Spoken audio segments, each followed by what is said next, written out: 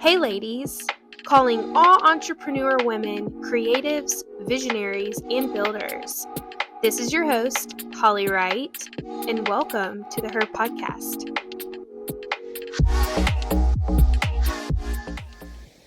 Thanks for listening to the Her Podcast. Welcome back, listeners.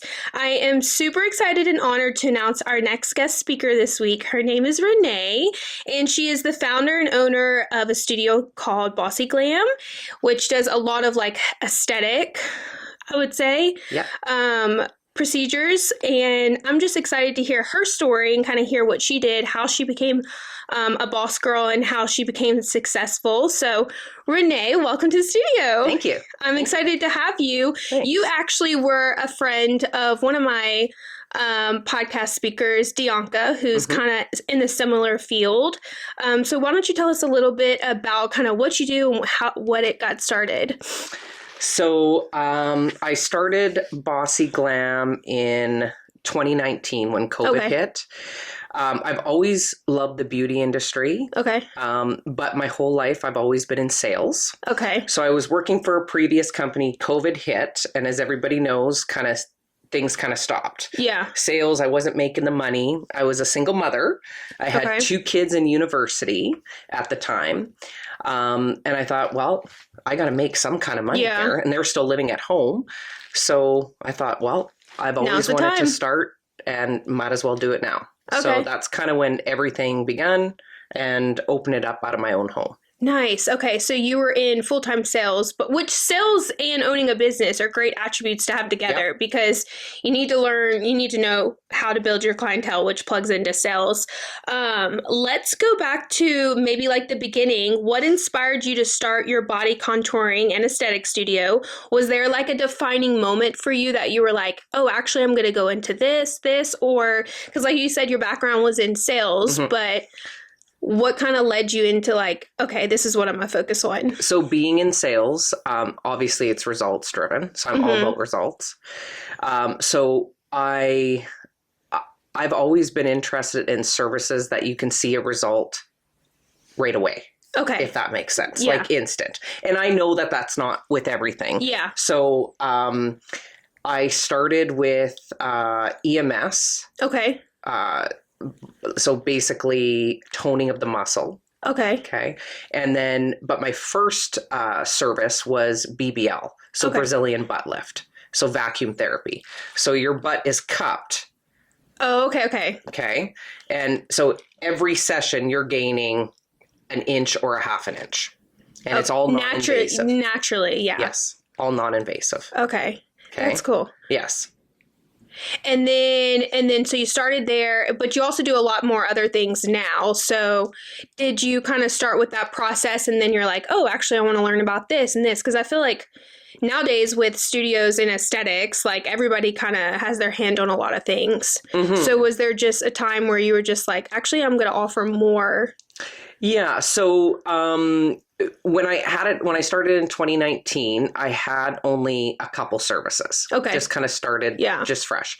And then I bought an existing company and then I actually bought a tanning salon with 9 rooms. Okay. And rebranded it. So my vision was to have all sorts of different services, including hiring a nurse or a doctor to come in and do injections, Botox, fillers, all that sort of stuff. Love that. So my background, I got my medical aesthetics, so advanced medical aesthetics, so that I could provide lasers, just different non-invasive treatments. But Gotcha. That's cool.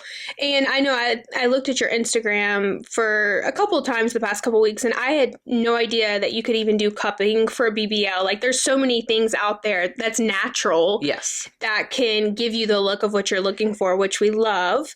And that one too is actually pretty amazing. Not only does it give you the gains, the booty gains, and it looks amazing. And it's, everybody asks if it's permanent or not permanent. It is. It's just like anything. Going to the gym, if you stop going to the gym, well, you're going to lose your muscle because we're cupping the glute. But it also sucks out all the toxins out of your body as well. Oh, that's cool. So Yeah. That's cool.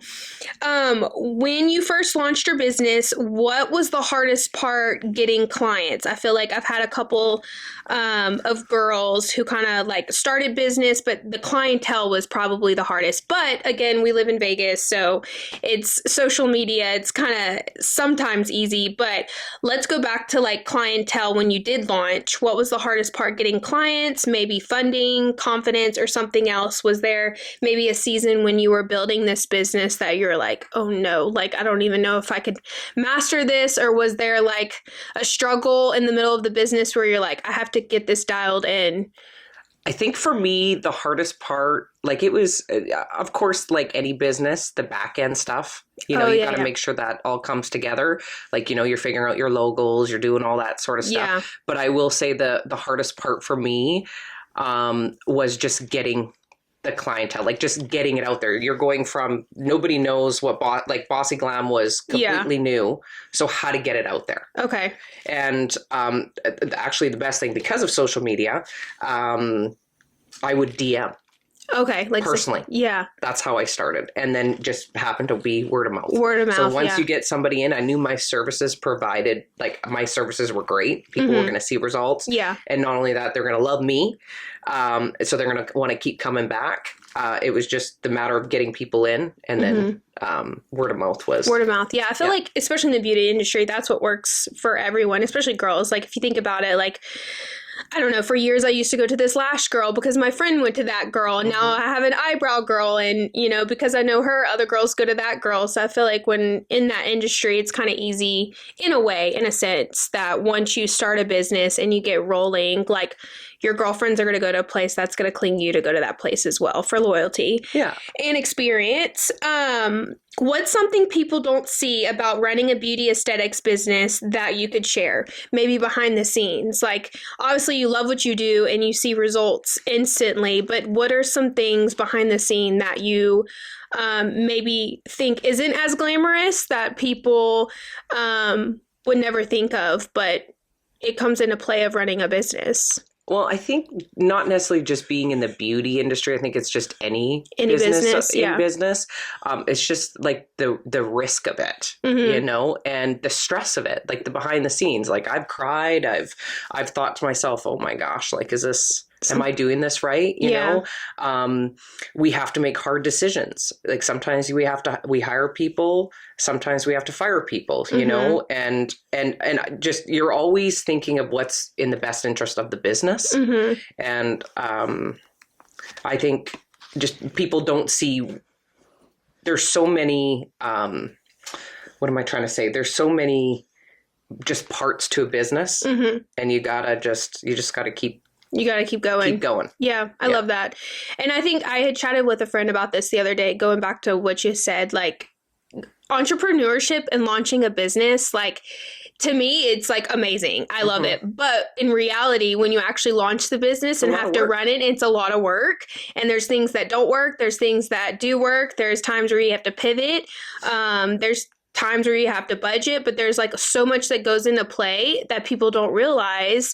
But I feel like once you master those and overcome those and keep going, it's so beautiful. Like owning a business is a lot of work. I say that now because I'm in it, but also very rewarding. But very rewarding. And I wouldn't trade it for a thing. I mean, just the freedom of time, and I don't know, just it's so different. It's not, entrepreneurship isn't for everyone, but I will say it's the journey that you're on, and so rewarding. Let's go back to building. How do you build trust with your clients in an industry that's so personal and results driven? So let's say a client comes in, they're totally new, they just found out about you. What's the process there? So I'm a firm, and I don't know if I'm going to answer your question correctly, but I'm the firm believer. So my background being in sales, it's all about relationship. Love that. And I think people will buy from you or come see you and share an experience with you because they like you. Yeah. People will not buy from people or share an experience with somebody they don't like. That's so I think it's all about relationship. You know, you got to sell yourself first. Yes, you have a brand, you have all that. And then on top of it, I believe a service that you have that provides results that client you know, might have issues with, if it's their skin or if it's their body, whatever it might be, that you can show them the results. But I think most importantly, you know, every client of mine, as you probably know, you have a relationship with, and you build, and you get to see them on a regular, and that's the whole point of it. Yeah. So anybody can go and get any service, and there's a lot of people that probably do and offer the same service as I do, but they're never going to get me. Yeah, that's true. I love that. So I'm all about relationship, always have been, and I think it's probably one of the most important. Yeah, that's amazing. I love that answer. What is a business mistake maybe that you made in your past, maybe when you started? You said you had bought out a tanning salon, but what is maybe a business mistake, and it can be little, you made that actually became a blessing in disguise if you were to look back?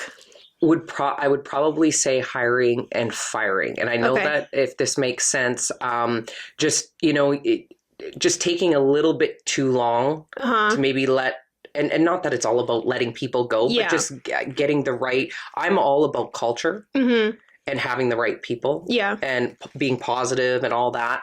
And sometimes maybe the business is slow, you know, where you got to lay off people or let people go. But just, I think for me, it was a blessing in disguise. At the moment, you're like, oh, you know, no one ever wants to let somebody go. We know people have families, or they're going through schooling or whatever they're doing. That's the last thing you want to do. But at the same time, in the end, all those decisions I made were the right decision for Bossy Glam. For Bossy Glam and your business. I love that too.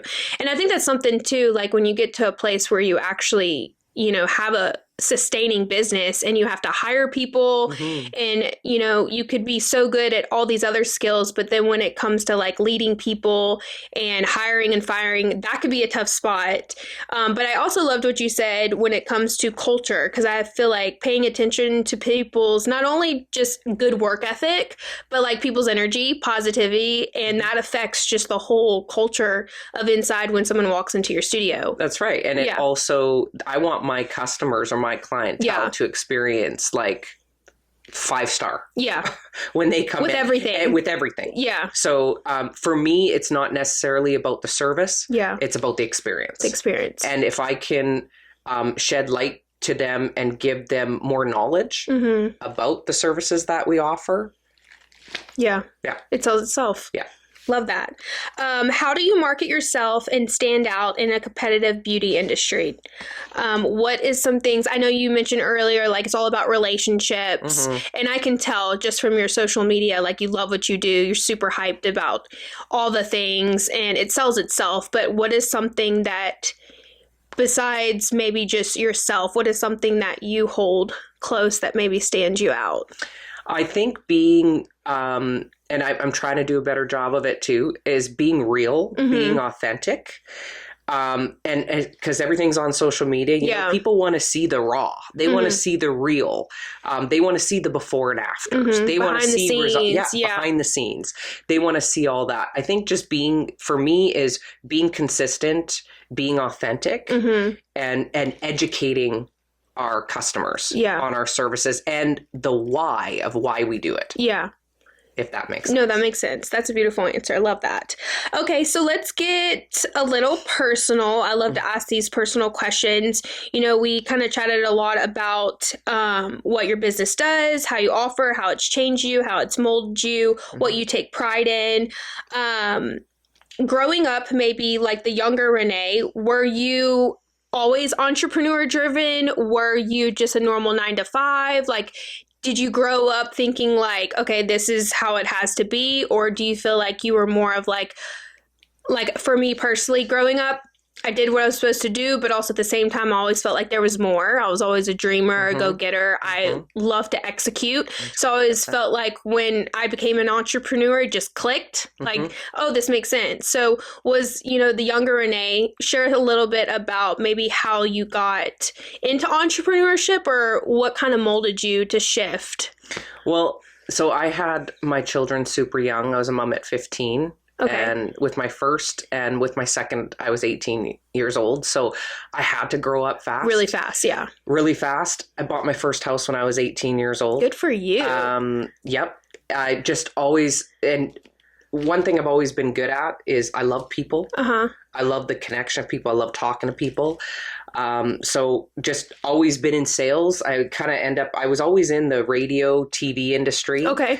The sales and marketing side of things. So, just I've always been driven. And I always knew too, if you're for sales, you get to make your own paycheck. You don't, I don't work the Monday to Friday, 9 to 5, sitting in a cubicle. Being a single mom too, and being a young mom, going to school, high school, and then, post-secondary schooling. I needed the flexibility. Okay. Right. And so for me, sales was that, and just being a young mom, I wasn't able to, not that I wasn't able to, I just didn't have the, I don't know, not the drive, but the time or the maturity for being an entrepreneur. So started off in sales, but I was always driven for it and always was interested in the beauty industry because my mom was a hairdresser. Okay. So I was raised upon that. Yeah. And then being a young mom, I couldn't afford a lot. Yeah. So I knew one day I was going to do this. Yeah. And, I wanted to make it at least reasonable for others. And yeah. I love that. That's cool. As a woman entrepreneur, you shared a little bit about how you got into that. How has owning your own business changed you personally? As a mom, maybe as a girlfriend, now a wife. So what are some things that you feel like, being in this role, leading a business, running a business has really changed you personally? What are some attributes or just some core values that you've learned along the way?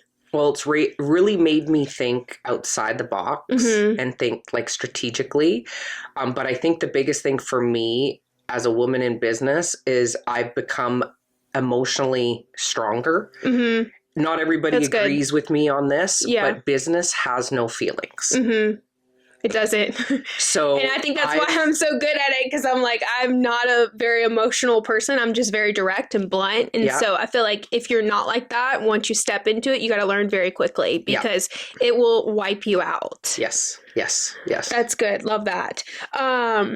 Did you ever struggle with imposter syndrome or self-doubt while building, maybe when you started or during the build? And how did you push through that? Yeah, I wouldn't say, like, probably more self-doubt. And I'll be honest, I still doubt myself. Yeah, I think that's human nature. We're human, yeah. But I think just, like, when you have a vision and then as you know, business, sometimes life changes, life happens, there's different roads, you got to pivot, you just got to make some changes along the way. It doesn't always happen the way that you want it to happen. Yeah. And I think you just got to keep trucking towards it, stay positive and keep doing what you're wanting to and go towards that goal. Yeah. So, and I'm still working on that. Yeah. Bossy Glam isn't where I want it to be. It's still not where I want it to be. So I'm going to keep growing it. I'm going to keep going and I have this vision in my head, and once I'm there, okay, then it'll be complete. Love that. Until then. Yeah, and I mean, I feel like it's all about the journey too, and just you're impacting lives too, and you get to meet people from all over who come in maybe for a simple procedure, but like you said, you're building relationships, they're connecting with other people, telling them to come in, and you're changing lives in a way. Was there a defining moment before you became a business owner when you felt called to do what you do now? So you shared a little bit about like how you were in sales and how you got in. You've always wanted to do the beauty industry. But before you started, was there maybe a specific timeline where you were just like, okay, if I do this, this is where I want to go, but how do I do this? And this question is more for the girls who are wanting to maybe start a business and maybe they are a single mom, or maybe they do have kids and they're like, okay, I have the vision, but how do I execute? Okay. What would you say to maybe younger Renee in that? Well, I think most importantly is that it's okay to feel uncomfortable. Like and put yourself in uncomfortable situations. Yeah. But if your mind's set to something and your heart's set to something, like I've always told my kids, you can do anything.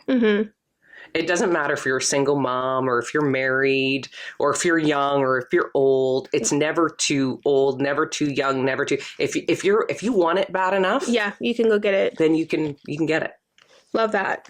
Let's go back to younger Renee. So you had mentioned you were born and raised in Canada, which is amazing. One of my good friends is from Canada.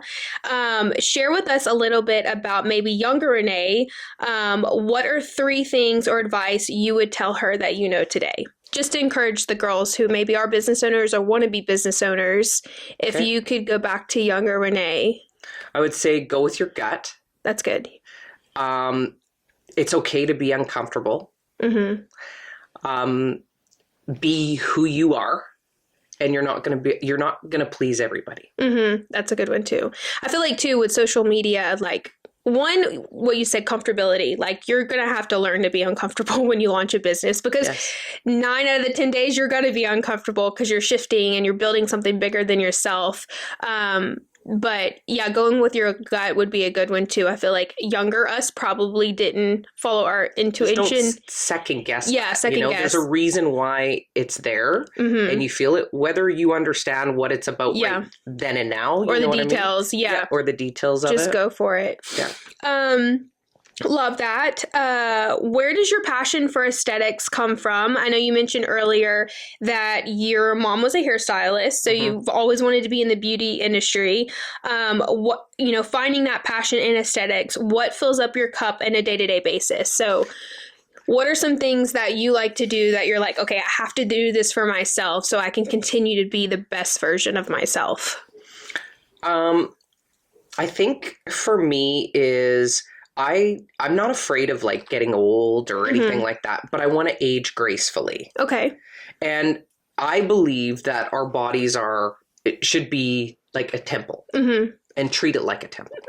So, whether it's skincare, I'm very faithful to my skincare, to red light therapy. Love that. To sort of, if somebody wants to get fillers, Botox, or they want to come in and get a BBL or do EMS or teeth whitening or lasering, whatever it is. Get it done. I love it. You have one life. Yeah. Actually, you die once.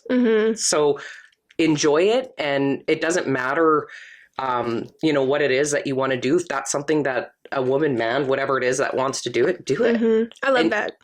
And share that, and you want to, especially in the moment. Those are some great answers. I love what you said earlier, going back to, if you could go back to the old Renee, maybe when you were younger, before you became an entrepreneur, like following your gut, how you're not going to please everyone, which I feel like we should be totally aware of that and learn that attribute as we continue to build, because it's true. You're not going to be able to say yes and please everyone. Let's go back to confidence. I feel like this is a great core value to have, building a business, maybe thinking about building a business.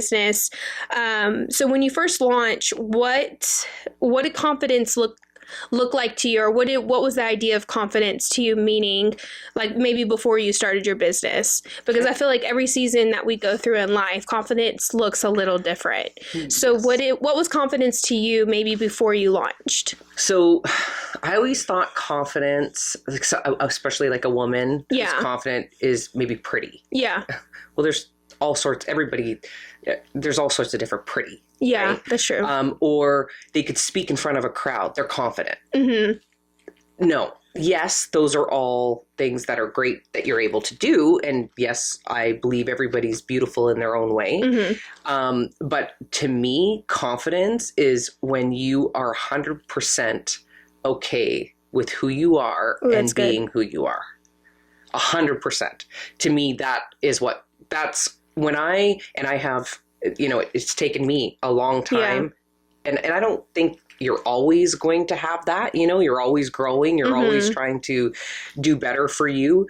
But, before I started, that's what I thought confidence was. And now, even for myself every day, I'm trying to do the things, do good for me and do good for others. And when I feel good about me, because we're all, let's face it, everybody looks different. There's different shapes and sizes. There's different colors, but if you are truly okay with who you are, then to me, I think that That's is confidence. I love that. And that shows. Yeah.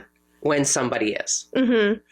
And I think I relate to that too, because I remember being younger and thinking like everybody thought I was confident, and I probably was confident, but like to me, confidence was like someone who's like bold and can, like you said, speak in front of someone or gets friends very easily, or the best player on the softball team, like that to me, that it was like what they can do, like all about doing confidence. But you're right, like as we get older, like if you can look yourself in the mirror and be totally like okay with just, this is how I look, this is my personality, this is what I bring to the table, this is where my life is today, like that's a beautiful thing. And even the decisions you make, like if you're confident in a decision you make, it might not always be right for everybody, but if you're confident, that's all that matters. And that you're good with it, then to me that's everything.